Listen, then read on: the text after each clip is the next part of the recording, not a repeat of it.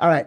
Offensive and defensive rookie of the year markets are up at FanDuel, at least. Um, I'm going to list a couple of them for you. Offense, Ashton Genty, plus 270. Cam Ward, plus 380. Travis Hunter, plus 750. I have an immediate opinion.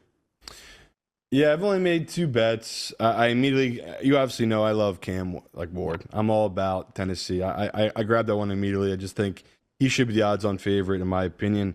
The next one might shock you a little bit. Hampton. I grabbed him for the Chargers. I love the spot, the opportunity, and the fact that it's never the one they everyone thinks is coming. Right? There's always Yep. sometimes the outside guy, and this feels like a nice spot for him and a run first type of offense that if he hits, this could be an absolute mega player for them going forward. Like he just seems like it's a hardball guy, and he's going to try to feed this running back. Even though I know they have other guys there, the fact they took him in the first round, that pick that they did, historically, guys taking the first round are usually the guy coming right out. So I like that. I like that value at 14-1. Yeah, I mean, look, it makes sense. It's what Harbaugh is trying to build in Los Angeles with that team. I saw this great clip the other day. I think it might have been on Rich Eisen's show. Harbaugh said he shot up in the middle of the night and said to himself, I've got to get Justin Herbert into the Hall of Fame. He said, if I get Justin Herbert into the Hall of Fame, then everything we were hoping to do, we did. If he's going to get into the Hall of Fame, he's probably got to win a couple of Super Bowls. If we're going to win Super Bowls, we've got to build a team like X, Y, and Z, right? And so he is thinking so big picture and so intensely about Justin Herbert. He's waking up in the middle of the night to get this guy into the Hall of Fame. And I think you're not wrong. It starts with running a much better offense and controlling the ball and not putting him in a position where he has to be scrambling at the end of a game with a shitty offensive line and trying to get the ball downfield. But I immediately saw Cam Ward and was like, if he's not the shortest odds, then I'm betting him. And I also go back to the Herbert point. I think Harbaugh just needs to get that first playoff win. Then maybe start thinking getting the Herbert to the Hall of Fame. All right, that's pretty insane that Herbert Hall of Fame talk. The guy's in year 5 or 6 doesn't have a playoff win yet. But yeah, for me, Chad, I'm with the Ward. It just feels like the easy bet right now. Right, this is such a QB award. Like for anyone else to get it, it really has to be a down year for the quarterbacks. And I just, like we talked about, why I love Tennessee at plus 800, 8-1 to win their division. It's like a weak division on a team that has a pretty good defense, that has weapons offense. The offensive line improved every week last year. It's all there. If Cam Ward can come in and just take that next step, like we've seen we've seen CJ come out and do it. We saw Jane Daniels do it. I get it. Like we're not going to have one of these guys every year, but this just lines up with Cam Ward here, where it's like he's fallen into a nice spot. If he's comfortable, like you just said, this feels like crazy odds. So I really like that we're getting him not as number one, it's the number two in the value. Yeah, I actually started to like the idea of Tennessee a little bit more Yeah, to win that division. look at that division. I mean, but it also lines up. You know, it's funny. Someone commented in the YouTube comments on at real Chad Millman at real Chad That's a Millman. dark place you're going. YouTube comments. Well, you know what? I get like alerts when people comment. Oh And God. so I looked at it, but they were coming after us because we said we liked the Patriots as value to win the AFC East. And of course, like it might have been Matt Mitchell, like just coming after me. But Even they though were we talking said about the Bills deserve to be the big, huge favorite. They're by far the best team in that division. the Bills, defensive line is improved, whatever it was. And I was like, look, I'm not saying the Bills aren't great. I'm just saying if you look back every year, there is always a surprise division winner. And the formula tends to be first or second year quarterback, first or second year coach, right? Think about the Giants with Brian Dayball. Think about what the Texans with C.J. Stroud and D'Amico Ryans. Think about the Bengals a few years ago, right? When it was Joe Burrow. think and Zach Taylor, think about like every single year, there is always a surprise, and it always ends up being something in that pattern. We liked it for Vrabel and Drake May, but it just easily be Cam Ward and Brian Callahan, which in a much weaker division. Yeah, and let it be known now, I'm going to have 10 times the amount of money on Tennessee divisional odds than I will on the Patriots odds. We're just saying in that spot, we thought the Patriots are good value because what Chad just outlined. Year two jump, quarterback, head coach, that combo. We're hoping for the best. If you want to play it safe, we said it. Throw the Bills and whatever type of parlay you want to make divisional odds. There's nothing wrong with throwing the Bills in there. They're by far the best team in that division, and they should be minus 250 wherever the hell they were when we were talking about them. All right, question about defensive rookie of the Yeah, this year. one's fun. Abdul Carter plus 250, Jalen Walker plus 700, Mm-hmm. Travis Hunter plus 1,000. And then it goes on and on and on.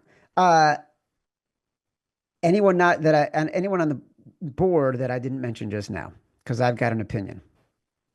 I mean, I like Mike Green and Jahad Campbell could be guys that could be great. Like, Mike Green is someone that has a ton of talent, obviously a ton of baggage. You can Google it, look it up, why he did fall to the Ravens. We've seen the Ravens do this all the time, right? They take a guy who's got issues, tons of talent, straighten him out. He's going to fit right into that defense. He could be an absolute stud and a steal for that team. And same with Campbell, man. If this kid is legit playing the number 2 linebacker for the Eagles, or if he ends up being an edge, he could be a stud. But to me, Chad, just the value, how do you not take Walker? Like, this kid is an absolute stud on a defense that has zero pass rush ability in Atlanta.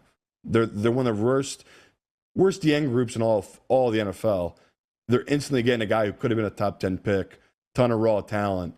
If he goes in there and he's incredible, like I get why he's at number 2. Like him being the second odds-on favorite ahead of Travis Hunter, to me that's priced right by the sports books. But I think there's still value there. I have it closer to plus 500, plus 700, plus 750 at a couple different books. I'll take that value on Walker. Travis Hunter, 10-1. Dude, come on. Think about it. Think about it. Jalen Walker will have to be so brilliant. He'll need double-digit sacks, and he'll need to be in a position where that team is getting so much spotlight and playing in a marquee game at least once or twice, and his highlights are all over social media. He's in the right division for it, though. You'd agree, right? The Saints, the Panthers, and the Bucks. Well, what I would say about that is that he's not, because he's not a guy who automatically his team is going to be playing in primetime games. Right. Right. So he's going to need a viral campaign where every week it's like when Micah Parsons was blowing up and you're like, oh my God, look at what this guy is doing. Oh my God, look at what this guy is doing. Travis Hunter, if he plays 25% of the time on defense, and let's say he gets 4 picks, all right, all of those are going to be all over social media. All of those are going to lead SportsCenter with Scott Van Pelt. All of those are going to be discussed. Everybody wants to see. It's a narrative award. Do not bet Travis Hunter for defense. He's Travis not going to Hunter play. at 10-1. He's not People gonna are going play, to though. want that. There's no way. I just don't think he's going to play enough for you. I get what you're saying, but it's just I don't know. I like from your point of view though, this is going to probably be the most bet guy, and the fact that the books are just keeping him at plus 1,000 should scare you off. Because he's got a really diehard fan base that are betting him right now, and it's going to be interesting to see where we're at in August, where the books report where the money is on these different spots. I really think the public's going to hammer that from your same point of view of just, he could win this award, but yeah, someone just said in our chat, the cornerbacks just don't win it. And he really has to be, one of the most hyped up unicorns we've ever had coming to the sport. I mean, like I told you, I will forever hold, I don't want to badmouth the people because they come on our show, but comparing him to Ohtani to me was the dumbest thing I've ever heard in my life. Like, one guy is built like the biggest freak I've ever seen in person. I don't think people understand how huge Ohtani is and how jacked he is. And he's playing a non-contact sport. Travis Hunter is, skinny as hell playing a contact sport, trying to play both sides. Again, it's just not going to happen. I'm telling you, it's not going to happen. So, yeah, I get where Chad's coming from. I wouldn't do it. There's just so much has to go your way, and it just never happens. Cornerbacks never win this award because the jump from college, let alone the Big 12, to being in the NFL playing corner, it's so extreme. I can't see him winning this award. Travis Hunter, 10-1.